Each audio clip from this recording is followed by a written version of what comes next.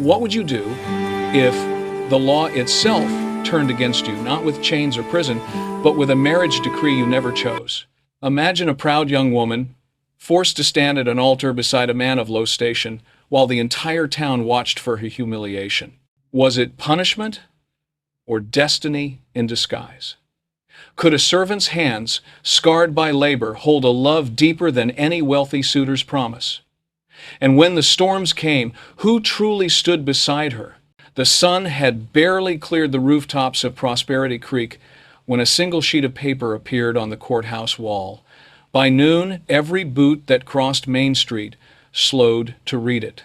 It bore the hand of Judge Harrison Whitmore, a man so rigid he could bend steel with his pride. His decree was short, cruel, and final. His daughter, Charlotte May Whitmore, would be wed within the week to the first unmarried man bold enough to claim her hand. Beggar or drunkard, drifter or servant, no exceptions. The town buzzed with disbelief. Charlotte was only 19, known for her grace, her sharp mind, and for refusing the wealthy Samuel Hartley in her father's own parlor. That refusal had kindled a fire she now could not put out. What Hartley failed to win, her father would not allow her to keep freedom. Behind the lace curtains of her bedroom window, Charlotte stood with her hands pressed tight against the glass. Dust rolled down the street like smoke from a dying fire. Cowboys urged cattle past the general store, their shouts cutting through the prairie wind.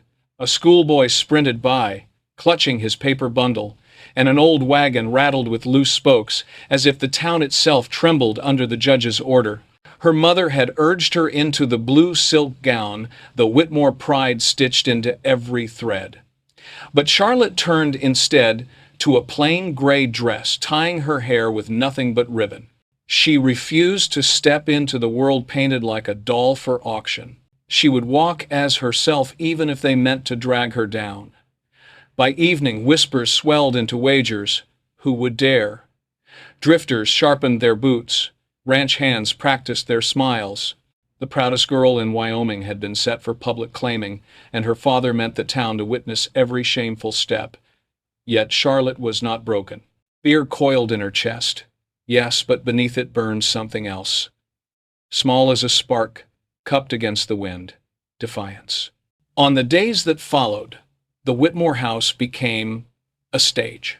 Men came knocking, one after another, drifters with sly grins, ranch hands with eyes too hungry, even an aging miner whose hands shook like leaves in wind. Each was met not with mercy, but with the judge's cold, deliberate dismissal. Judge Whitmore was not seeking a match, he was sculpting a lesson. The town would see his daughter humbled, bent into obedience, punished for daring to choose her own path. Charlotte endured the endless parade in silence. She kept to her plain dresses, gray and modest, her ribboned hair the only adornment. The silk her mother pressed upon her hung untouched in the wardrobe like a ghost of another life. Each night she sat by her window, staring into the darkness, wondering which stranger would soon claim her name. Fear was sharp, but sharper still was the iron in her spine. She would walk into whatever waited with her head high. On the seventh day, the church bell tolled, calling not the faithful but the curious. A small crowd gathered, eager to taste scandal. Inside, the air smelled of pine oil and dust, the pews creaking beneath restless bodies. Judge Whitmore stood in the front, chin set like stone, eyes glittering with cold satisfaction. This was his theater, and his daughter was the unwilling star. At the altar stood a man Charlotte had only glimpsed before, broad-shouldered, coat too small, boots carefully mended. His dark hair hung a shade too long, his hands marked with the honest wear of labor. When he lifted his head, Charlotte saw eyes the color of pine forest, after rain steady, patient, unassuming. His name came from the minister's lips, Thomas Becket, the stable hand. The vows were read. Thomas spoke his part in a voice low and rough like spring water rushing over stone. When Charlotte's turn came, silence filled the church. She felt her father's gaze searing her cheek, the weight of the town pressing against her ribs. But when her eyes found Thomas's, there was no mockery, no triumph, only a quiet steadiness, as though he were gentling a frightened horse. Her throat tightened. She whispered, "I do." Thomas did not reach for her mouth. He lifted her hand and pressed a careful kiss to her knuckles, a gesture so modest the onlookers shifted. The judge signed with a flourish and slid a small purse across the registry. "Such as it is," he said, "she is your charge now. Keep her in line." Thomas's jaw locked. They stepped into colder sunlight. A mule with one good ear waited, hitched to a rattling wagon. Charlotte climbed up, her gray dress catching prairie wind like a flag she refused to raise. The road unwound through tawny grass and open sky. For a time there was only the creak of wheels and the soft knock of hooves. When Thomas spoke at last, his voice came gentle. "It isn't far. The roof holds. The well is sweet. Chickens lay good." He offered facts like boards, no boasts, only ground. The cabin sat on a small rise, weathered boards and a stone chimney breathing thin smoke. Wildflowers climbed a narrow porch. Inside shone clean labor, scrubbed floorboards, 2 chairs and a table, a kettle, a rocker, a curtain over the bedroom, a ladder to the loft. Thomas carried her trunk as if it were precious. "Bedroom's there," he said. "I'll sleep in the loft." "We are married," Charlotte said. "By law," he answered. "I do not take what is not freely given." He set a peg straight, hung her cloak, and went to unhitch the mule. Night gave the prairie a new voice. Wind fingered the chinks, coyotes called far off, the fire fell to a steady hush. Charlotte lay beneath a thin quilt, fear loosening into an ache she could not yet name. Not safety yet, the outline of it. Lantern light under a door. Morning smelled of coffee. On the table, biscuits hid under a cloth, and beside them a note in careful letters, "At stable. Back by noon. Eggs in basket. Tea." She ate on the porch, tin cup warming her hands, while the grass moved like water. She fought the iron stove until her cheeks burned. Noon brought Thomas back, weather on his coat, hay in his hair. He showed her the damper, how the fire wanted air and small bites. He washed at the pump and made a simple meal with quiet competence. "May I ask you something?" he said. "Do you read and write proper?" "Yes," she said. Color rose in his face. "I can spell my name. I want more. If you teach me, I'll pay in work, build what you need, fix what breaks. I want to read the good book with my own eyes. I want to know what papers say before I sign." She noted the neat mending of his coat, the small box carved with a wildflower. He had made space for her to breathe. Warmth woke in her chest. "I will teach you," she said. "You do not owe me." His smile remade his face, sudden as sunrise on frost. He fetched a slate. She wrote A. He copied it, clumsy at first, then better. "A is for apple," she said. "A is for axe," he said. They worked until the light turned honey. When the fire sank low, he banked it and climbed to the loft. Above her, his breathing settled, steady as a heartbeat. The judge had meant to break her. Instead, he had sent her where a different life might begin. Prosperity Creek did not forgive quickly. When Charlotte went to Jameson's for flour and salt, conversations fell to whispers. Some faces held pity, others shone with satisfaction. By the pickle barrel stood Samuel Hartley, hat tipped low, smile like a spur. "Mrs. Beckett," he drawled, tasting the name as though it soured his tongue. "How's the stable? Plenty of manure to keep your hands busy?" Charlotte steadied the sack. "Good afternoon, Mr. Hartley." He edged closer, whiskey on his breath.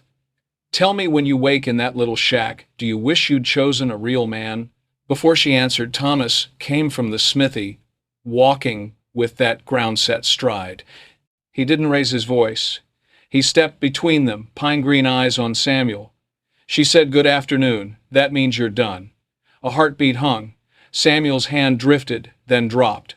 He tipped his hat and sauntered off the threat, turned away but not gone. On the ride home, Charlotte kept her hands folded until town dust fell behind them. Then her breath ran out.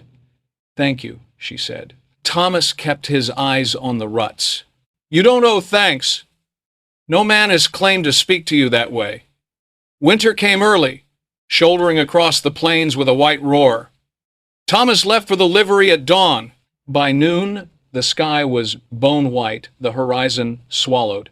Charlotte banked the fire, set a lamp, tied a rope from the porch rail to the woodpile, and worked in bitter gusts until her arms trembled. Wind screamed at the seams. She prayed aloud, steadied more by the words than belief. Near midnight, the latch lifted. Thomas stumbled in, crusted with ice, lips blue, eyes raw from wind. Charlotte pulled him close, stripped coat and boots, wrapped him in quilts, and rubbed heat back into his hands while coffee boiled. Color crept into his face. He caught her wrist, breath ragged. "I kept thinking about your lamp in the window," he whispered. She pressed her forehead to his until both hearts steadied. The blizzard passed, leaving a world of white and silence. Money thinned with the cold, work thinned with it. Charlotte learned the art of stretching broth from bones, flour with cornmeal, tallow into candles. When the Kowalskis 2 miles east ran out of food after their father fell and broke his leg, she packed half their stores without asking. Thomas hesitated only a breath. "Then we share," he said. They hauled the wagon through drifts to the low house. The mother wept thanks. The eldest girl, Anna, stared at the primer in Charlotte's satchel. "You teach?" she asked, tapping her chest. "I learn Sundays," Charlotte said. "Bring your brothers." By the next week, 3 children sat at their table. Charlotte traced letters. Thomas showed how to mend a strap, how to set a post so wind could not pry it loose. Laughter warmed the room.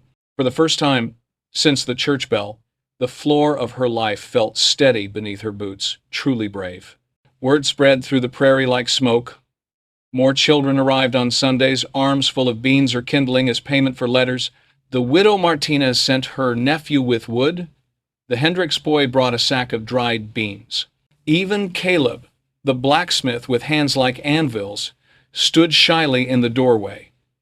"Never learned my letters right," he said. "Could I sit and listen? I can pay in nails." Charlotte cleared a space at the table. "You'll sit at the front. Your nails will build shelves for books." The church minister, Reverend Walsh, came one afternoon. His voice held a humility Charlotte had never heard before. "I misjudged," he admitted, studying the chalk letters carved for the youngest to trace. "If you need more room, the church stands empty." Thomas only said, "We'll think on it," protective of the small world they were shaping. But the prairie tested every joy. A second storm came meaner than the first. On the third night, the woodpile thinned to scraps. Thomas tied the rope and staggered out into the shrieking dark. Charlotte kept the fire alive, eyes fixed on the line jerking in the storm.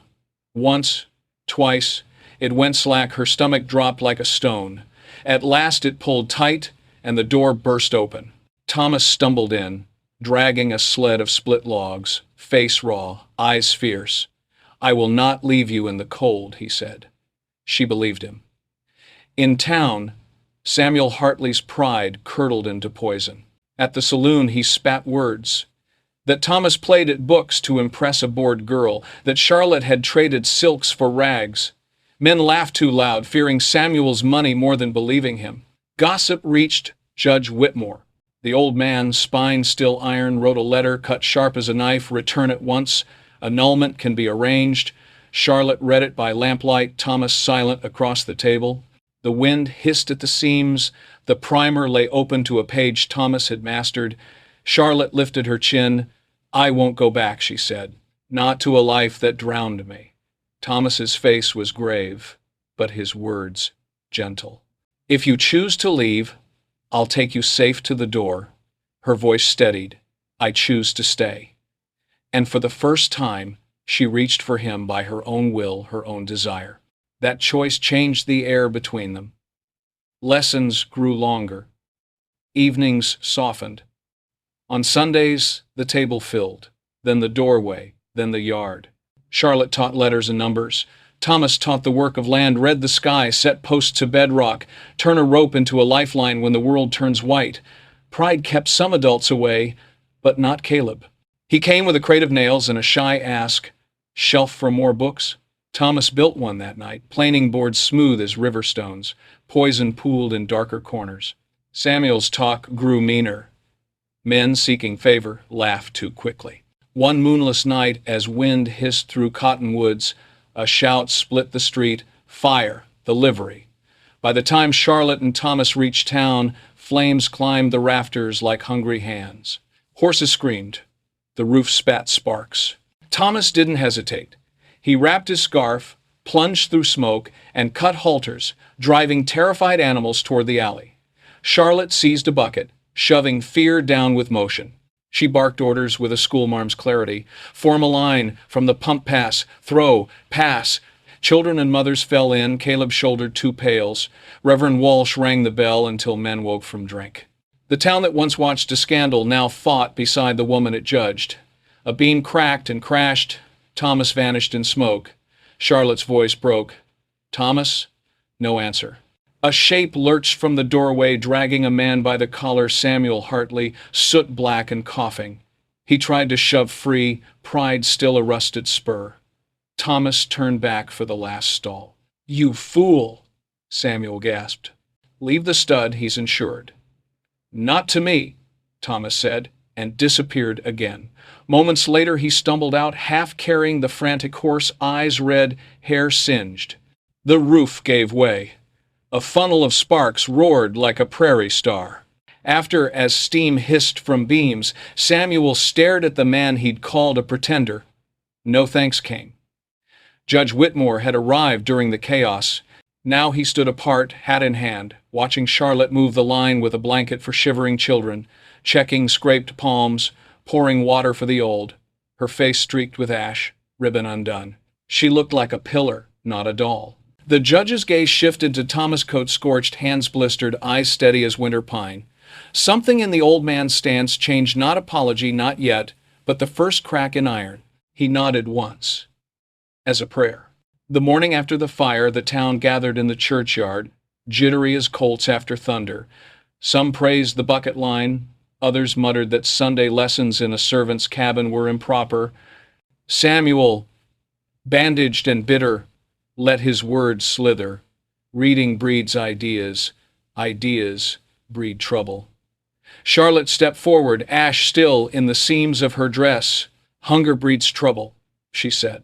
"Ignorance does the rest. Yesterday we carried water together. Today we can carry words." She nodded to Thomas. He opened the primer, hands blistered, and read slowly, clear enough for the back row. "Let the little ones come." A hush took the yard. It wasn't eloquence that held them. It was proof stone, laid on stone, that a man they'd once overlooked was learning to build himself from the inside out. Reverend Walsh cleared his throat. "The church stands empty on afternoons. If the town consents, the benches are yours." Murmurs chased the fence line. Caleb raised his blacksmith's hand. "Aye." Mrs. Patterson nodded. Others followed. Samuel scoffed. "Next you'll be teaching wives to count the money." "Yes," Charlotte said, smiling without yield. Starting with interest.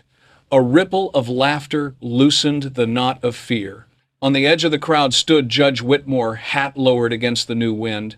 He had come to tally his victory and found it change shape. His eyes moved from the scorched coat on Thomas's shoulders to the children pressing close to Charlotte's skirt. He looked older, uncertain. He neither spoke nor turned away. Charlotte met his gaze, not pleading, not defiant, simply steady. "Our door is open to Mother," she said, "and to any child who wants a book." The judge's jaw flexed. The iron didn't break, but it groaned. By week's end, the benches filled, candles guttering in clean glass. Thomas read aloud each day, first his name, then a psalm, then a paragraph from a borrowed history. Charlotte set slates in rows, chalk dust bright as frost. Folks brought beans, kindling, a sack of nails. Caleb's shelf sagged with donated spines. Something took root. That night, beneath a sky hard with stars, Charlotte and Thomas walked the fence line. "Wind combed the grass. They may still come for us," she said. "Let them." Thomas answered, his voice like steady rain on dry earth. We'll be here with a door, a fire, and a page to turn. In the dark window of the school their lamp burned, small and stubborn, a star no wind could snuff. Summer came late. But when it came, the prairie woke in a rush green, pushing through old snow, color spilling over the flats. The benches in the church filled faster than kindling could catch. Children crowded front rows, adults hovered in the doorway, and Thomas, once shy of letters, now read with a steady warmth that reached the rafters. Charlotte watched faces she had known since girlhood alter. Men who had signed with an X sat straighter. Women repeated sums under their breath. Children mouthed words like seeds taking root. Reverend Walsh seated afternoons without fuss and sometimes stayed to copy lists by lamplight, smiling at his own crooked script.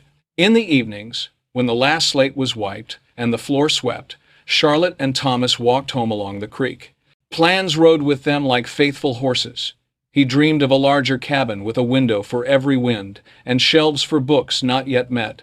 She dreamed of a lending library so no child would grow up starved for stories. They spoke like builders measure twice, cut once, save nails, mend boards. Prosperity Creek, once sour with gossip, began to taste of possibility. The Hendricks boy read notices at the mercantile. Caleb kept a tin by his anvil, labeled for chalk. Mrs. Patterson sent jars of beans with a note for the little ones. Even those who still frowned did so more softly, as though frowning were a habit they could not quit.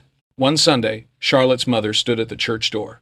Her gloves were neat, her eyes rimmed with sleeplessness. She said no word at first, only held her hands longer than custom allowed. "Your father?" she began, then stopped. "He hears too much and understands too little." Charlotte squeezed back. "Our table is small," she said, "but it is open." Her mother nodded, a tiny bow like rain after dust. That night, Thomas set a candle on the sill and said grace in words he had read himself. The name Whitmore did not pass their lips, nor bitterness. The wind moved over the grass like a blessing, and for an hour the future felt near enough to touch. Later, when Charlotte checked the lamp, she found Thomas bent over a page, tracing each line with a carpenter's patience. "Slow is sure," he murmured the phrase, "for posts, and now for words." In the yard, Caleb's new shelf held mismatched books, psalms beside almanacs, a tattered history next to a primer. Charlotte brushed the spines and felt the town's rough hope gathered there like grain in a bin. Autumn crept in, painting the cottonwoods gold, and with it came a whisper of change in Charlotte's body. She told Thomas one crisp morning, her voice trembling though her eyes were alight. "A child." For a long breath he only stared, then tears brimmed without shame.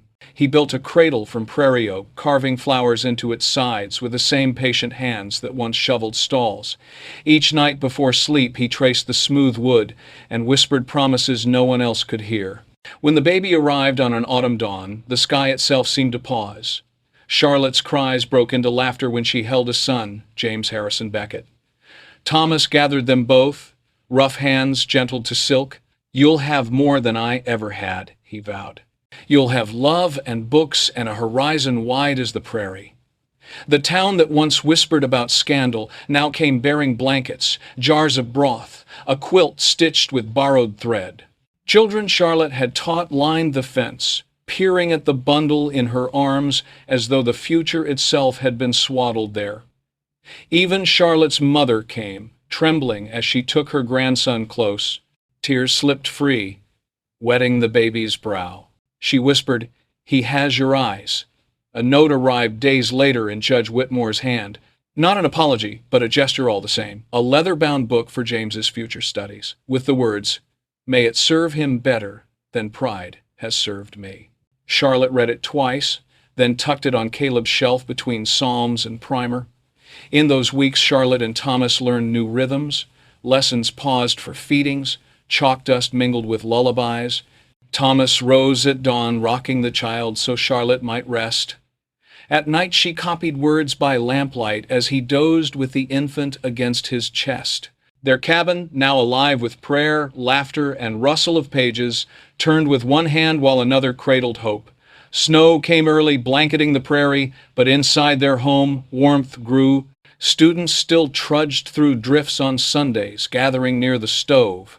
Charlotte taught with a baby swaddled beside her. Thomas steadied young hands on chalk. They had not grown rich nor sought grandeur. What they built was deeper, a hearth that welcomed all who entered, and a future rooted in choice rather than decree. Outside, coyotes called across the snowfields, but within those walls, a child's cry and murmur of learning promised legacy. Spring returned with a tide of color, prairie grass rising green, blossoms spilling from hidden hollows, the air sweet with thaw. Charlotte stood on the porch rail. Thomas had sanded smooth. The baby balanced on her hip and felt the earth stirring like a hymn. She was no longer the girl who once feared silk gowns and whispered verdicts. Her dresses were plain, her hands roughened by work, but her heart was rich beyond measure. The school soon outgrew the benches. Families brought what they could: jars of beans, mended harness, a cracked slate, a sack of apples. Caleb hammered beams for a larger room, while Mrs. Patterson stitched curtains bright with color. Reverend Walsh, once stern, now knelt beside children, guiding small fingers along lines of scripture. Prosperity Creek, once a town that fed on gossip, was becoming a place that fed its own with learning, yet change drew shadows. Some merchants muttered that books would breed discontent, that Charlotte was filling heads with fancy notions. Samuel Hartley nursed his grudges in silence, but the louder voices of gratitude smothered him. At every lesson, the laughter of children spilled through the open door, and parents lingered to hear a psalm, a sum, or a story. Even skeptics could not deny that crime lessened, tempers cooled, and neighbors helped each other more readily. One afternoon, Judge Whitmore returned. His shoulders seemed smaller, his voice cracked with age. He did not come with papers nor threats. He stood at the edge of the schoolyard, hat in hand, watching Thomas guide children through letters, watching Charlotte comfort a girl too shy to speak her sums. When their eyes met, Charlotte felt no fear, only steadiness. The old iron in his spine faltered. At last he said, "Your mother is proud, as am I, though too late." Charlotte's throat tightened, but she answered with calm, "Then sit. There's room." And the judge, to the astonishment of all, lowered himself onto a bench beside farm children and listened as Thomas read aloud, his voice steady as a river. That evening, as dusk bled gold across the horizon, Charlotte and Thomas sat together on the porch, their son drowsing between them. The lamp burned in the window, a beacon that had once guided Thomas home through storm. Coyotes called from the hills. The prairie wind brushed like a benediction, and Charlotte whispered, "Not by decree, but by choice." Thomas clasped her hand, their fingers fitting, as if carved by the same hand of fate. The tale of Charlotte and Thomas is more than a chronicle of scandal overturned or hardship endured. It is a meditation on the way dignity is not bestowed by title or decree, but grown breath by breath in the quiet choices of ordinary lives. Judge Whitmore had sought to punish a daughter's defiance with shame, yet from the soil of that punishment rose a harvest he could never command. A servant with blistered hands became a teacher. A girl once bound by silks discovered strength in plain cloth. Together they revealed that the bonds forced upon them could be reforged into something chosen, something enduring. The Wild West was a country of storms, winds that stripped roofs, winters that clawed at doors, fires that ate timber faster than men could swing buckets. But storms also carved out the measure of courage. When Thomas tied a rope to his waist and stepped into white oblivion, when Charlotte hauled wood through shrieking gusts, when neighbors formed a line to pass water hand to hand, they proved that human spirit can anchor itself against the fiercest gales. No decree, no gossip, no cruelty could strip that away. Their story reminds us that true wealth is not in land deeds or purses of coin, but in the legacy of learning, kindness, and shared labor. A cradle carved from oak, a shelf sagging under mismatched books, a lamp burning stubbornly in a schoolhouse window, these are treasures beyond the measure of banks. They belong not only to Charlotte and Thomas, but to every child who traced chalk on slate, every mother who carried beans to trade for lessons, every father who found pride in signing his name clear and steady. What began as a sentence meant to break became a covenant that healed. The town that once whispered shame found itself whispering prayers of thanks, and the daughter who had been cast down became a pillar lifting others. Even the stern judge, iron in his spine, could not deny the truth that love freely chosen is stronger than any law imposed, and that education kindles a light no storm can smother.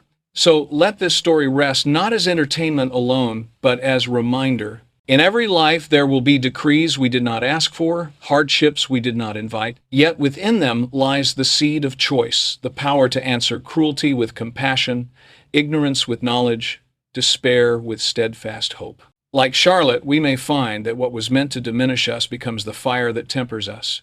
Like Thomas, we may discover that patience, humility, and quiet labor can build a future grander than pride ever dreamed.